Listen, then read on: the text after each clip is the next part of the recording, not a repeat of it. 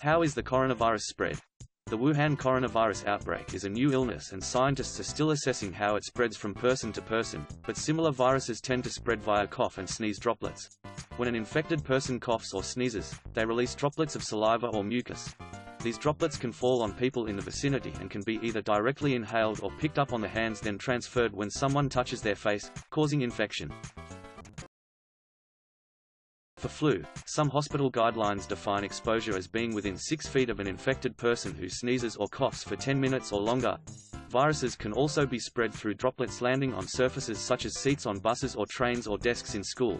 However, whether this is a main transmission route depends on how long viruses survive on surfaces. This can vary from hours to months.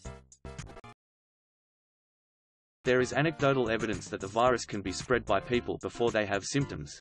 Some other illnesses such as flu can be passed from one person to another before symptoms occur, but the extent to which this is happening with the Wuhan coronavirus is not well understood yet.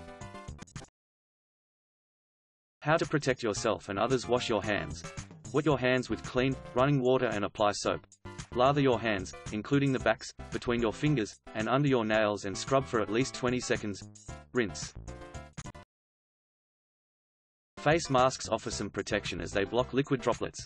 However, they do not block smaller aerosol particles that can pass through the material of the mask. The masks also leave the eyes exposed, and there is evidence that some viruses can infect a person through the eyes. Cover your mouth and nose with a tissue when you cough or sneeze, then throw the tissue in the bin and wash your hands. If you do not have a tissue to hand, cough or sneeze into your elbow rather than your hands. Seek early medical help if you have a fever, cough and difficulty breathing, and share your travel history with healthcare providers. If visiting live markets in affected areas, avoid direct, unprotected contact with live animals and surfaces that have been in contact with animals. If you are in an affected area, avoid eating raw or undercooked animal products and exercise care when handling raw meat, milk or animal organs to avoid cross-contamination with uncooked foods. If you have returned from an affected area in China in the last 2 weeks, stay indoors and avoid contact with other people for 14 days.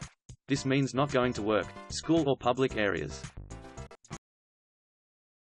If you have returned from an infected area and develop a high temperature, cough, runny nose, sore throat or difficulty breathing, do not leave your home until you have been given advice by a doctor.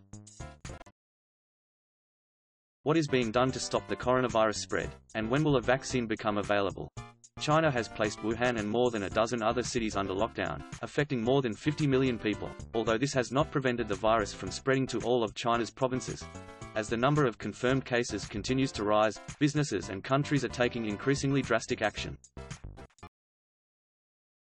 What started as a mystery virus last month in Wuhan, China, has now killed more than 250 people and infected thousands more around the world. In the United States, 7 people have been infected, including patients in Washington state, Chicago, California and Arizona. Most of the patients had recently traveled to Wuhan. But on Thursday, officials announced the first person-to-person transmission of the virus within the U.S. The National Institutes of Health is working on one, but it will take at least a few months before clinical trials start and more than a year until a vaccine might actually become available.